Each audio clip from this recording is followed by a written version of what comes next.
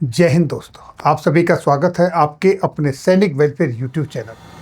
दोस्तों, जैसा कि आप सभी जानते हो, 8वां वेतन आयोग सक्रिय रूप से अब काम कर रहा है। कल, आज और कल, आने वाले कल यानी कि 28, 29, 30 अप्रैल को दिल्ली में मीटिंग चल रही है, मीटिंगों का दौर चल रहा है। कल की मीटिंग में क्या हुआ ये मैं आपको बताता हूं। देखिए, जैसा कि आप यहां देख पा रहे हैं, आपके सामने जागरण की तरफ से ये खबर छपी है। 8th पे कमीशन और जेसीएम की पहली meeting, first meeting JCM joint consultative machinery staff side की पहली मीटिंग हुई और उस मीटिंग में 8वें वेतन आयोग की चेयरपर्सन रंजना प्रकाश देसाई जी, जो जस्टिस हैं, वो मौजूद रहीं और ये बैठक 1.5 घंटे तक चली। और इस बैठक के दौरान बड़ी ही सकारात्मक जिन मुद्दों पर बात हुई वो थे फिटमेंट फैक्टर, न्यूनतम वेतन, फैमिली यूनिट और बहुत सारे मुद्दे जिन पर यहाँ खुलकर चर्चा हुई। चर्चा क्या हुई वो देखिए। ये उस बैठक की तस्वीर है जो आप यहाँ देख पा रहे हैं। रंजना प्रकाश देसाई जी हैं, पुलकित घोष जी हैं और जेसीएम का स्टाफ है। उनकी यहाँ जो मीटिंग हुई है उसका ये एक इमेज है जो आपके सामने है।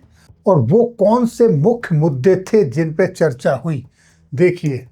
शिव गोपाल मिश्रा जी ने जागरण बिजनेस को बताया कि बैठक में जेसीएम जॉइंट कंसल्टेटिव मशीनरी ने जो मेमोरेंडम सौंपा था उसके हर पहलू पर बात हुई। चर्चा में केंद्र रूप से क्या थे? फिटमेंट फैक्टर, कर्मचारियों की बड़ी मांग। फिटमेंट फैक्टर, कितने फिटमेंट फैक्टर की बात हुई?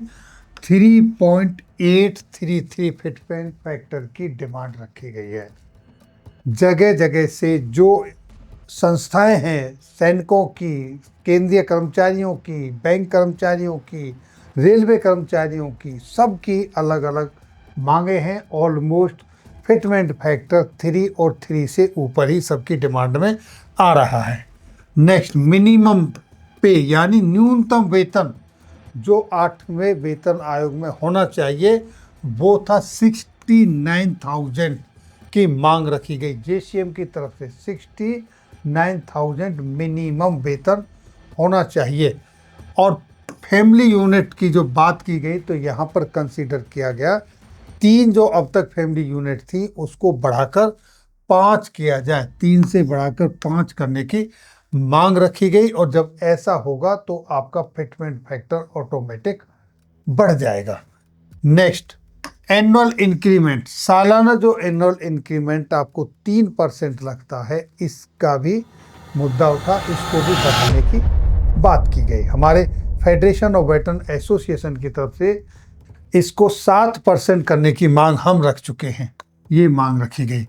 नए भत्ते और सुविधाएं, ड्यूटी अलाउंस के साथ साथ नई ज़रूरी सुविधाएं, जैसा कि पहले ये ज़रूरतें नहीं होती थी, जैसे डेटा का रिक्वायरमेंट है, वाईफाई की रिक्वायरमेंट है, आजकल टेक्नोलॉजी का ज़माना है, तो इस तरीके से कुछ नए भत्तों की भी मांग रखी गई, उनको शामिल करने के लिए कहा गया।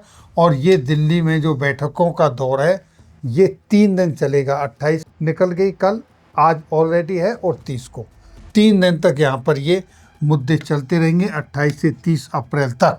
और इसमें नए नए संगठन और बहुत सारे स्टेक होल्डर यहाँ मिलेंगे। इसी तरीके से पूरे देश में ये दौर चलेगा।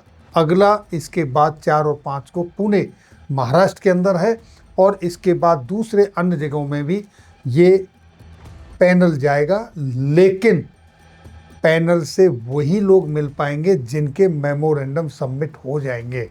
अगर उसके बाद कोई मिलता भी है, पैनल के साथ अपॉइंटमेंट ले लेता है और उसके मेमोरेंडम सबमिट नहीं है, तो वो बातें किसी काम की नहीं रहेंगी, क्योंकि मेमोरेंडम फिजिकल फॉर्म में पैनल नहीं ले रहा है।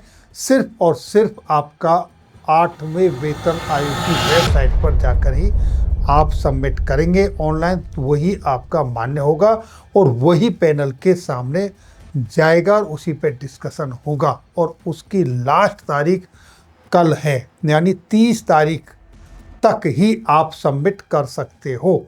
अगर आपने कल तक अपना मेमोरेंडम सबमिट कर लिया तो फिर कभी भी जहां आपके राज्य में, आपके पड़ोस के राज्य में या कहीं भी जहां मीटिंग हो रही है, आप वहां पैनल के साथ मिलने का अपॉइंटमेंट ले सकते हैं और अपनी उन बातों को डिस्कस कर सकते हैं, वो बात जो आप मेमोरेंडम के रूप में सबमिट कर चुके हो, और उन्हीं पर आगे डिसीजन भी निकलेगा। तो ये था अपडेट 8वें वेतन आयोग के संदर्भ में। तो ज़्यादा से ज़्यादा इसको शेयर करें ताकि मैक्सिमम लोग अपना मेमोरेंडम सबमिट करें।